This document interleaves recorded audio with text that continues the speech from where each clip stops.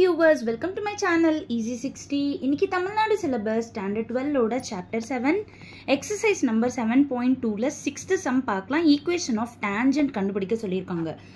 equation of tangent கண்டிப்பா நமக்கு ஒரு பாயிண்ட் வேணும், ஸ்லோப் வேணும். இத நல்லா மைண்ட்ல வச்சிட்டு நீங்க சம் ஸ்டார்ட் பண்ணுங்க. உங்களுக்கு என்ன கொடுத்திருக்காங்க, உங்களுக்கு என்ன தேவைப்படுது அப்படின்றது நீங்க நல்லா பாயிண்ட் அவுட் பண்ணி புரிஞ்சுக்கோங்க. equation of tangent அப்படினா கண்டிப்பா ஒரு பாயிண்ட் வேணும், ஒரு ஸ்லோப் வேணும். இப்போ ஒரு கர்வ் ஈக்குவேஷன் கொடுத்துட்டாங்க. டான்ஜென்ட் ஆர்த்தோகோனல் சொல்லியிருக்காங்க. ஸோ அவங்க கொடுக்குற கண்டிஷனு என்ன அப்படின்றது நீங்கள் ஞாபகம் வச்சுக்கோங்க. ஆர்த்தோகோனல் அப்படின்னா என்னது? Perpendicular. So slopes R perpendicular, that is m1 into m2 equal to -1 அப்படின்னு வரப்போகுது. அதுக்கப்புறமா லைன் ஈக்குவேஷன் கொடுத்துருக்காங்க. ஓகேவா? கொஸ்டின் படிக்க படிக்க என்ன தேவைப்படுது அப்படின்றத நீங்கள் நல்லா கேதர் பண்ணிக்கோங்க. இப்போ ஃபர்ஸ்ட் கர்வ் ஈக்குவேஷனை எழுதிக்கோங்க. இது ஈக்குவேஷன் 1 மார்க் பண்ணிட்டு இப்போ நம்ம டிஃபரன்ஷியேட் பண்ண போகிறோம். வையை டிஃபரன்ஷியேட் பண்ணால் dy/dx is equal to கான்ஸ்டன்ட்டை டிஃபரன்ஷியேட் பண்ணோம்னா எப்போவுமே 0 தான். எக்ஸ் கியூப் இதை டிஃபரன்ஷியேட் பண்ணுறப்போ nx power n-1 formula use பண்ணுறப்போ 3x² வந்துடும். ஸோ m1 3x² ஆயிடுது. அடுத்தது லைன் ஈக்குவேஷன் எழுதிக்கோங்க. இப்போ இதை டிஃபரன்ஷியேட் பண்ண போகிறீங்க. எக்ஸை டிஃபரன்ஷியேட் பண்ணால் 1, 12 into y டிஃபரன்ஷியேட் பண்ணா dy/dx, இது கான்ஸ்டன்ட் டிஃபரன்ஷியேட் பண்ணா 0. அப்போ dy/dx கார்னர் பண்ணீங்கன்னா -1/12. அப்போ நம்மளுக்கு m2 கிடைச்சிருச்சு.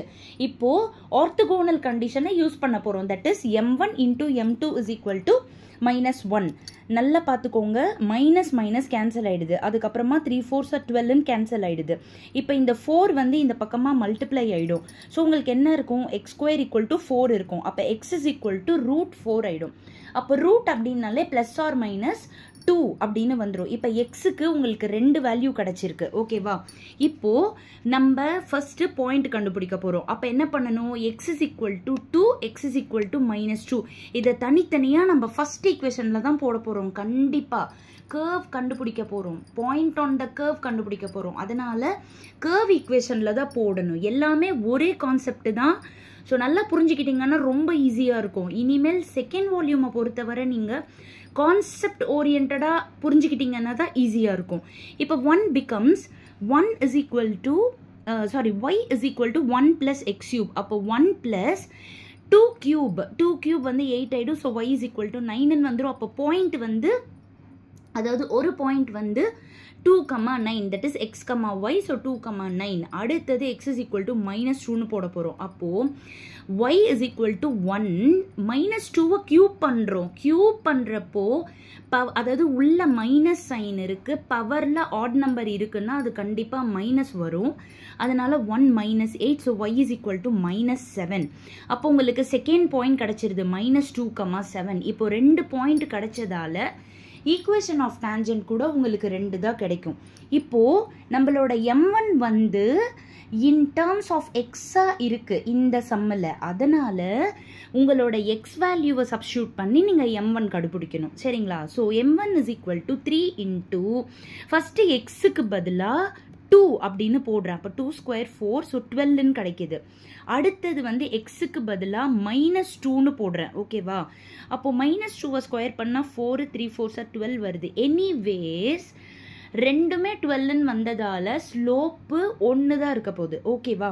இப்போ நம்மளுக்கு தேவையான பாயிண்ட்டை கண்டுபிடிச்சிட்டோம், ஸ்லோப்பை கண்டுபிடிச்சிட்டோம்.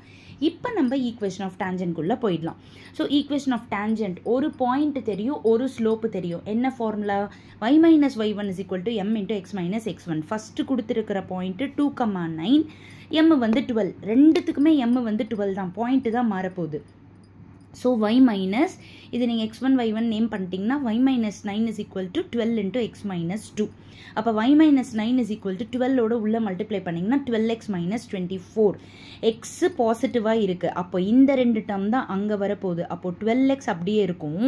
ப்ளஸ் y அங்கே வரப்போ -y, -9 அங்கே வரப்போ +9, -24 இங்கே தான் இருக்குது.